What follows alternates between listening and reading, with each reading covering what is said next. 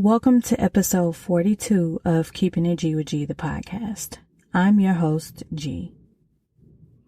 And since we're in February, I took it upon myself to come up with a clever idea of discussing all things love for the month of February. So, for those who do not know me personally, my birthday is this month on February 14th. Yes, I'm an actual love baby. So that is my gift to you this month. I'm going to be discussing all things in love, the good, the bad, and the ugly. And I'll be dropping some tips and gems on the journey of self-love as it pertains to relationships, engagement, and marriage. So be sure to reach out to me if you would like for me to speak more in depth about any of these topics that I've just listed. So with that being said, let's get right into it. The first topic we'll be discussing is love. What is love? I mean real, true, authentic, unconditional love. By definition, love is strong affection for another arising out of kinship or personal ties. Attraction based on sexual desire. Affection and tenderness felt by lovers. Affection based on admiration, benevolence, or common interest. Love is everything, but it is impossible to love in the way that you are capable of without having the characteristic of love of self. We have to love on ourselves because if you don't, it'll reflect in your relationships. Self-love looks like getting to know yourself inside and out, loving yourself unconditionally, flaws and all, but not letting your flaws dictate your love in a negative way. You are to learn from your flaws and allow them to not define you, but make you better. Not being codependent on another human being to show up for you in the way that you should show up for yourself, because that's too much pressure. Self-care, taking much needed time to yourself, for yourself, to reset and recharge. Self-love is number one in relationships, but of course, not in a narcissistic, selfish way. This should be done in a healthy and humble way. So make sure you're out here loving on yourself first before you try and love on someone else. So what is love? It's a broad question, but no one ever seems to have a simple answer to that question. I've learned that through asking different people a survey of some sort, because I've asked a lot of different people what they feel like love means to them. And I get a lot of different answers, which is to be expected because, of course, love has a different meaning depending on the person, their outlook, their upbringing, where they are currently in life, or their experiences in relationships, which is fine because you learn a lot about yourself through all these phases of life, but especially love. Love is taboo as fuck. It's one of the biggest gambles you'll probably ever take in life. And this is what I mean by that. You never know what you'll get out of love. And that is the gamble. I can't even count on my hands how many times I've heard someone say, I like this person, but what if they hurt me, they fuck over me, or break my heart, etc. Or women are XYZ. It's a lot of double standards with women and men. And unfortunately, that is a gamble you take. This is why it's imperative to get to know yourself first, inside and out. The things you do like, the things you don't like, what you'll put up with, and what you won't. It's going to take some trial and error. It's going to take a lot of getting to know yourself on a spiritual level and a lot of self-loving and getting hip with your self-worth. Self-worth is very, very important because if you're not careful, you'll be put in situations where you will become comfortable and settle and think that toxic love or because you have history or longevity, that's an excuse to stick around or, fight it out. But you have to be logical and you have to always put yourself first in scenarios like that. But yeah, if you're not careful on getting to know your self-worth, you'll run into a lot of scenarios where you'll feel like the same thing keeps happening to you over and over in terms of the partners, the things you're going through, the partners you're choosing, or the partners that are gravitating towards you in terms of what you allow and settling. So it's imperative that you get to know yourself on a loving and spiritual level, because when that time comes, you'll be prepared because you know yourself, you know your self-worth, you know what makes you tick, you know what you don't like, you know what you do like.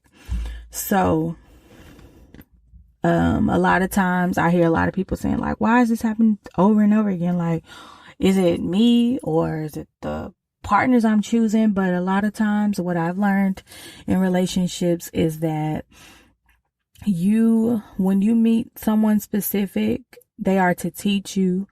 Sometimes if you meet them at a certain point in your life, it's because God is forcing you to look yourself in the mirror, especially if it's a situation where you find yourself learning a lot about yourself and the way that you love or the other person. So a lot of times people gravitate to you either for healing, for lessons, or just to force you to love in a better way. It just depends on the person and their experience and where they're currently at in life. But love should be selfless.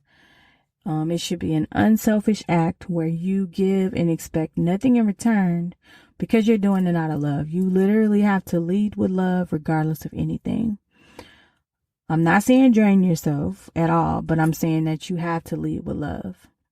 Love should not be possessive, materialistic, or conditional. Love should be God ordained, not forced. It should have open communication, and feeling comfortable to have an open dialogue is everything. It's supportive, it's unconditional, and accepting of all that you are, flaws and all. Now, in that way, I'm not saying that you are to be accepting of people's bullshit or toxic behavior. It's not them reshaping you into who they want you to be or vice versa, or you trying to reshape them into who you want them to be. Help each other grow, yes, but do not drain yourself in doing so. Being able to allow one another to have their own identity, and individuality is extremely imperative. Even while being a couple, having your own identity and individuality is important, a very important factor in having a successful relationship. And again, these are my keys from my own personal experiences. You don't have to roll with it, but I'm just giving you a spill from my heart and from my experiences. So yeah, I be knowing some shit. I don't know it all, but I know a little something. So it's a lot of double standards with women and men, but in the end, we all just want to be genuinely loved for who we are. My only goal on my podcast is to, be vulnerable and be honest, and, because I want you guys to know that I'm just like you. You know what I'm saying? None of us are perfect. And that's why I chose to talk about love, for the month of February, because I feel like a lot of people are just giving up, and some people are settling, some people are truly happy in their relationships. So I want to touch on all things in love and encourage you guys to love on yourself, not even just this month, but just in life for infinity, because it's important You can tell when people love themselves because they just have that glow. They know themselves. You could just tell. So I always want to encourage self-love and self-care on the podcast because you have to be okay first. Like I said, before you go and try to love on someone else or build with someone else. Before I close out the podcast, I do have a quote that I found on Twitter, and it's by Ebony Davis. It says, "My only goal in life is to show people what they are capable of. And I think that's what love does. It holds up a mirror that allows you to see aspects of yourself you weren't previously aware of." And again, that quote is by Ebony Davis.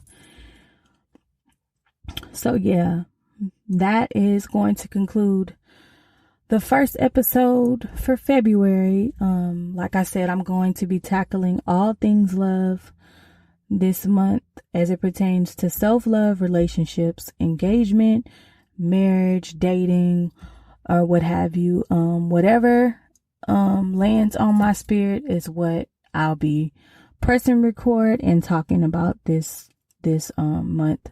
So please stay tuned, and I hope you guys have checked out this month's read by the Slumflower. I briefly talked about it on last week's episode, but if you have not checked out that book, I'm going to put it in the show notes once again. And if you follow me on Instagram, you've seen that I announced that I was tapped for my very first interview with The Voyage Houston, which is a local magazine here in Houston, based in Houston. And they tapped me just to discuss life in podcasting, why I started podcasting, my journey in podcasting thus far. And I also announced the website for Keeping It G with G, the podcast, that it's now live. So you guys can check that out as well. I'm going to plug all that information in the show notes. Be sure to check out my interview with The Voyage Houston. It was a pleasure. Shout out to Delisha for plugging me with them. It's very important to be surrounded by like-minded people, and for people, you know, like her or my support system that always encourages me to keep going on the podcast. It's very imperative when you're a creative that you have that support system and that circle that you can be encouraged by and that you can pour into as creators, because it gets hard, it's trying, but you know, when things like that, when the interview just popped up out of nowhere, it was reassuring, and I'm just once again blessed to have like-minded people in my space who appreciate my craft and fuck with me, because that means the most. So again, shout out to Delisha. I appreciate you. I love you.